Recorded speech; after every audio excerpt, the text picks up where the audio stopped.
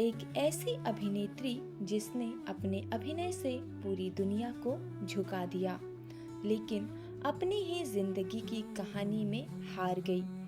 एक ऐसा प्यार जिसने उन्हें दुनिया की नज़रों में विलन बना दिया, और एक ऐसी मौत जिसने पूरे बॉलीवुड को हिलाकर रख दिया। ये कहानी है स्मिता पाटिल की, जिसने सब कुछ पाया लेकिन शायद खुद को खो दिया। नमस्कार, मैं हूँ मातंगी। 17 अक्टूबर 1955 को पुणे में जन्मी स्मिता 13 दिसंबर 1986 को महज 31 साल की उम्र में चाइल्ड बर्थ कॉम्प्लिकेशन के चलते दुनिया छोड़कर चली गई। उनका निधन मुंबई में हुआ, लेकिन स्मिता की मौत से कुछ घंटों पहले की कहानी पर अगर नज़र डालें तो महसूस होता है कि पहले ही उन्हें एहसास हो गया था कि उनके साथ कुछ न कुछ होने वाला है।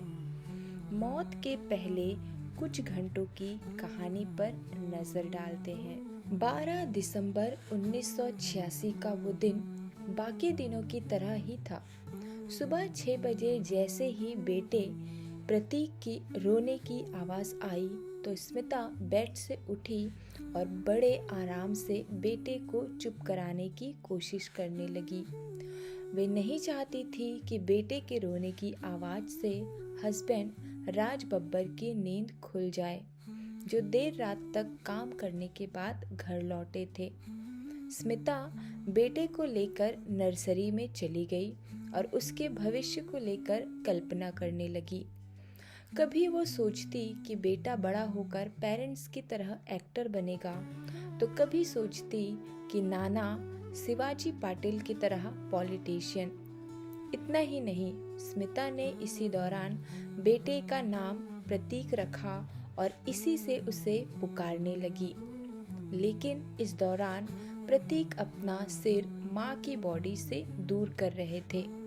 तब स्मिता को महसूस हुआ कि उनकी बॉडी का तापमान बेटे को परेशान कर रहा है। बीमार होने के कारण 2 दिन से स्मिता ने बेटे को छुआ तक नहीं था, लेकिन उस रोज 12 दिसंबर को वो बेटे को प्यार किए बिना नहीं रह सकी।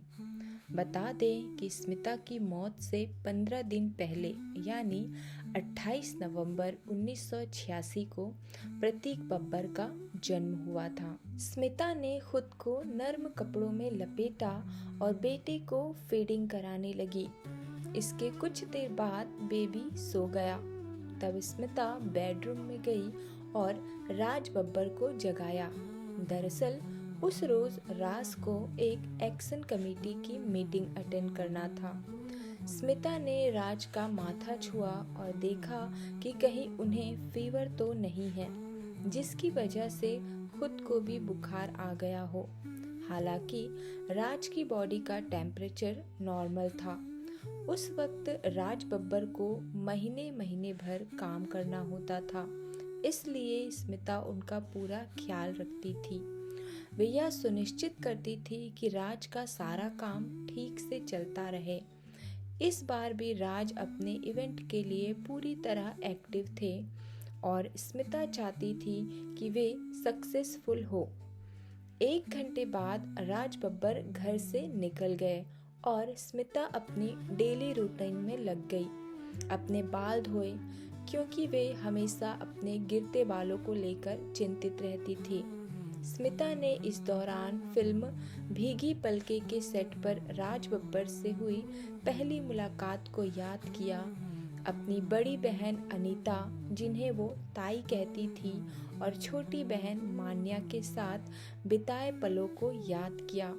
उन्होंने याद किया कि कैसे बचपन में पुणे स्थित अपने घर के पीछे लगे बरगद के पेड़ के नीचे बहनों के साथ खेला करती थी और माँ उनके लिए मराठी लोकगीत गाया करती थी। बाल धोते धोते स्मिता ने डिसाइड किया कि वे सभी सॉन्ग को अपनी नोटबुक में कॉपी कर लेगी। अचानक स्मिता के चेहरे पर उदासी छा गई। बॉडी में कहीं उन्हें मामूली दर्द हो रहा था। सुबह करीब 10:30 बजे डॉक्टर रेगुलर चेकअप के लिए आया और कहा कि मामूली सा बुखार है, चिंता करने की कोई बात नहीं। इसके बाद डॉक्टर ने उन्हें ड्रिप लगाकर दूसरी विजिट के लिए निकल गए। स्मिता भी आराम करने लगी। कुछ देर बाद स्मिता की हेयर ड्रेसर माया ने उन्हें गोद भराई की वीडियो कैसेट दी और कहा कि ये सिर्फ 30 मिनट की है। जवाब में स्मिता ने कहा कि जब बेटे के नामकरण संस्कार के समय ताई और मान्या वहाँ होंगे तो कैसेट को पूरा कर लेंगे, क्योंकि बेटे के साथ उनकी कोई फोटो नहीं है। कुछ देर बाद स्मिता ने माया से कहा कि मुझे अच्छी वाली फीलिंग्स नहीं आ रही है, प्लीज़ मेरे लिए दुआ करना कि मैं जल्दी ठीक हो जाऊं। माया ने दिलासा बांधते हुए कहा कि आपको कुछ नहीं होगा। बता दें कि माया और स्मिता ने 2 साल तक साथ काम किया। माया स्मिता का पूरा ख्याल रखती थी, यहाँ तक कि अगर स्मिता बिना वजह टेंशन लेती तो माया उन पर चिल्ला भी दिया करती थी। आज भी माया ने वही किया। स्मिता को समझाते हुए कहा, पागल है क्या? ऐसा क्या होने वाला है जो तू इतनी चिंता कर रही है? करीब 2 घंटे बाद जब स्मिता को लगी पहली बोतल पूरी हुई तो उन्होंने रूम बदलने की इच्छा जताई। उन्होंने अपनी माँ से कहा कि इन 2 सालों में मैं आपके लिए अच्छी नहीं रही।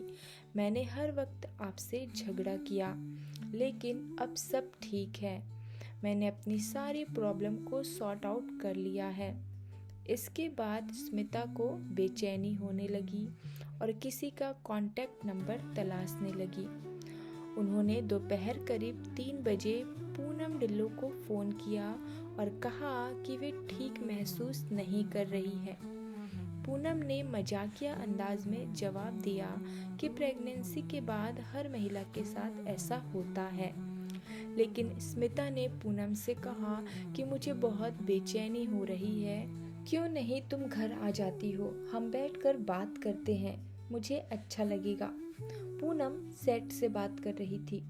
अचानक वो खांसी तो स्मिता की माँ ने चिल्लाते हुए कहा, अगर तुम्हें फीवर है तो मत आना, मैं नहीं चाहती कि मेरी बेटी को इन्फेक्शन हो। तब पूनम ने कहा कि वे कुछ देर में ठीक हो जाएगी, कभी कभी उन्हें ऐसी खांसी आ जाती है। शाम को राज बब्बर मीटिंग से वापस लौटे। तब तक स्मिता की ट्यूब्स निकाल दी गई थी और वो अच्छा महसूस कर रही थी। उन्होंने राज बब्बर के कपड़े निकाल दिए जो वे किसी फंक्शन में पहनकर जाने वाले थे। स्मिता ने राज के साथ फंक्शन में जाने की इच्छा जताई। उन्होंने कहा, जब आप मेरे साथ होते हो तो मैं अच्छा महसूस करती हूँ, हम कब किसी शो पर साथ जाएंगे। लेकिन राज बब्बर तैयार नहीं थे। उन्होंने स्मिता को बेड पर लिटाया और कंबल उठाकर नहाने चले गए। करीब 10 मिनट बाद जब राज बाहर आए तो उन्होंने देखा कि स्मिता का चेहरा पीला पड़ चुका है। उन्हें बहुत दर्द हो रहा है और वो खून की उल्टियाँ कर रही है। जल्द ही डॉक्टर से संपर्क किया गया, लेकिन स्मिता डॉक्टर के पास नहीं जाना चाहती थी। स्मिता ने कहा कि वे अपने बच्चे से दूर नहीं जाना चाहती। वे रोती रही और बब्बर और अपनी माँ से बहस करती रही, लेकिन किसी ने उनकी एक न सुनी। जब तक बब्बर स्मिता को अस्पताल लेकर पहुँचे तब तक वे कोमा में जा चुकी थी। खबर आग की तरह फैल गई। स्मिता की हालत बहुत खराब है। इंडस्ट्री से जुड़े लोग उन्हें देखने जसलोक अस्पताल, जहाँ पे स्मिता भर्ती थी, वहाँ जाने लगे। सबका एक ही सवाल था कि स्मिता अब कैसी है, और जवाब भी एक ही मिल रहा था कि उनकी हालत स्थिर है। फिर किसी ने आकर कहा कि स्मिता की ब्लीडिंग बंद हो गई है, लेकिन उनका ब्लड प्रेशर लो हो गया है। स्मिता रेस्पिरेटर पर है और 20 डॉक्टर उनका इलाज कर रहे हैं।